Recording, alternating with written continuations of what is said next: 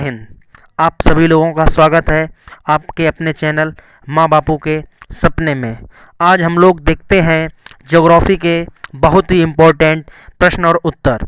शुरुआत करते हैं बच्चों बिना किसी देरी के 65 नंबर प्रश्न से।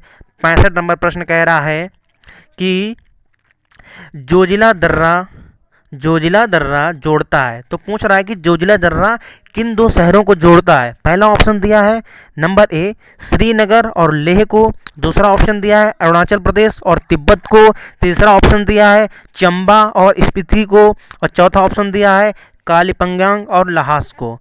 तो इसका सही ऑप्शन हो जाएगा ऑप्शन ए, जोजिला दर्रा श्रीनगर और लेह को जोड़ता है आपस में।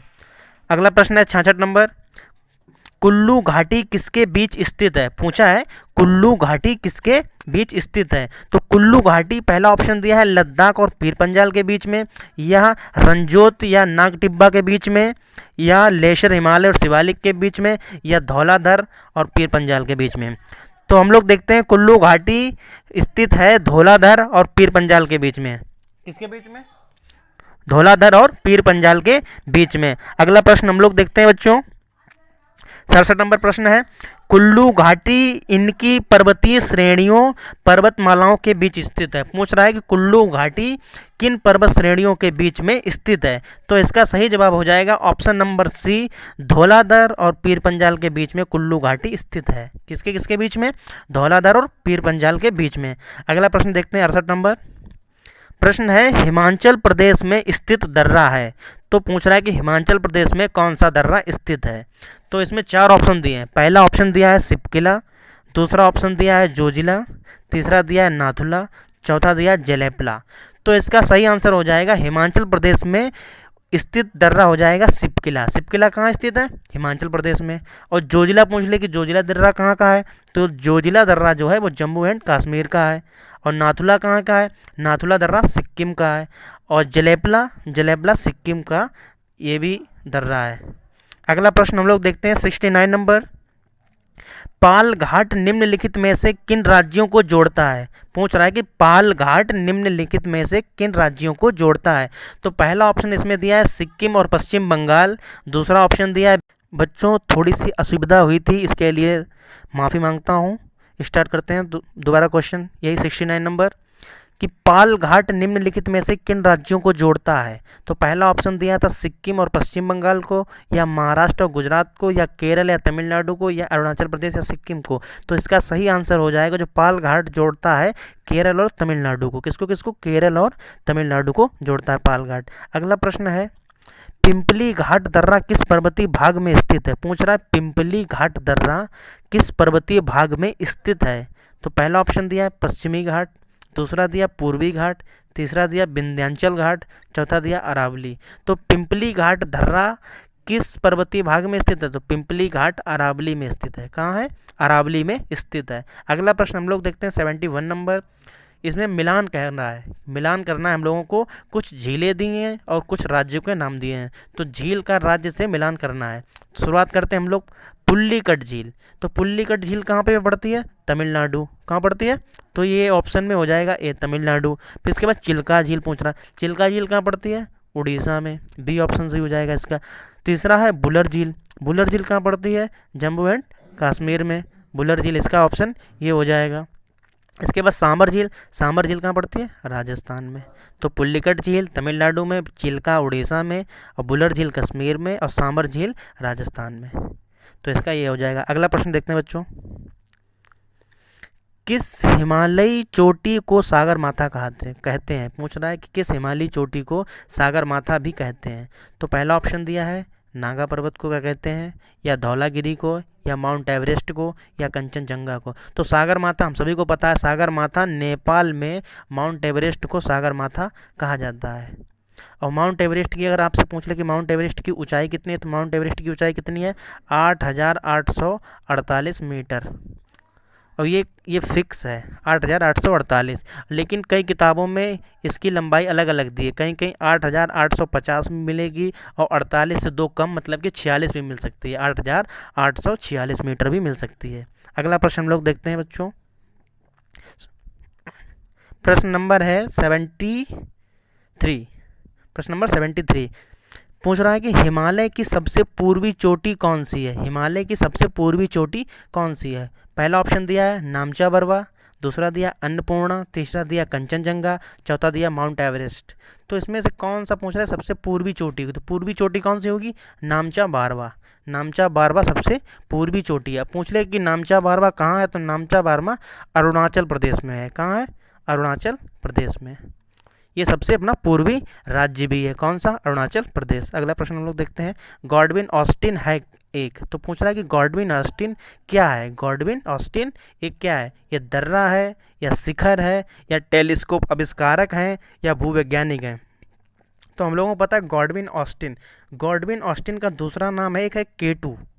केटू को हम लोग क्या कहते हैं, केटू को ही हम लोग गॉडविन ऑस्टिन कहते हैं। ये एक क्या है, ये एक पर्वत है, पर्वत को हम लोग शिखर भी कह सकते हैं। क्या है, एक शिखर है।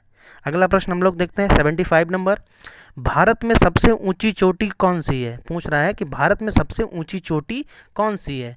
तो इसमें पहला ऑप्शन दिया है कॉमेट, ये कॉमेट पर्वत, दूसरा दिया है नंदाकोट, तीसरा दिया है नंदा देवी, चौथा दिया है केटू। हमने अभी आपको ऊपर बताया था केटू को ही गॉडविन ऑस्टिन कहते हैं। तो इसका बिल्कुल सही जवाब हो जाएगा केटू। कौन सा हो जाएगा, केटू। ये अपने पीओके में स्थित है, पाक ऑक्यूपाइड कश्मीर, मतलब पाक ऑक्यूपाइड कश्मीर में केटू पर्वत श्रेणी स्थित है। और पूछा जाए कामेट पर्वत कहाँ पाया जाता है, कामेट पर्वत उत्तराखंड में। कहाँ पे है, उत्तराखंड में। और नंदा देवी पर्वत ये भी उत्तराखंड का पर्वत है।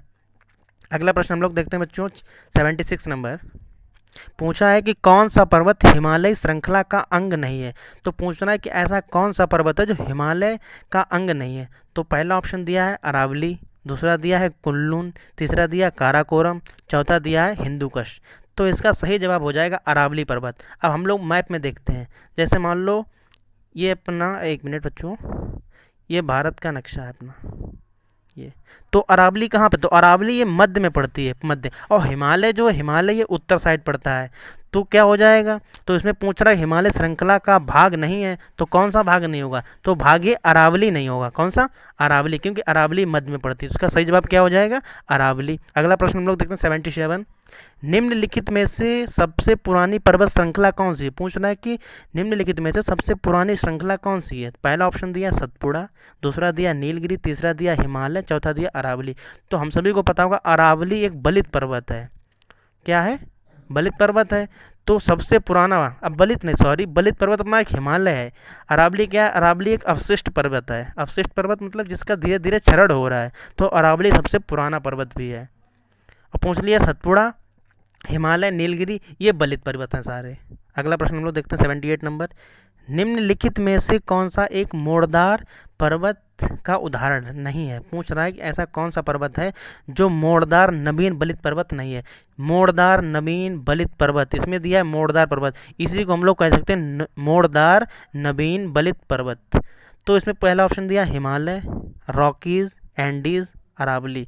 तो हम लोगों को पता होगा कि ये जो नवीन पर्वत है, हिमालय भी एक नवीन पर्वत है, और जो रॉकी पर्वत है ये भी हिमालय एक नवीन पर्वत है, एंडीज भी एक नवीन पर्वत है। सबसे पुराना पर्वत हमने भी आपको ऊपर बताया था कि अरावली सबसे पुराना पर्वत है। कौन सा, अरावली, ये एक अवशिष्ट पर्वत है।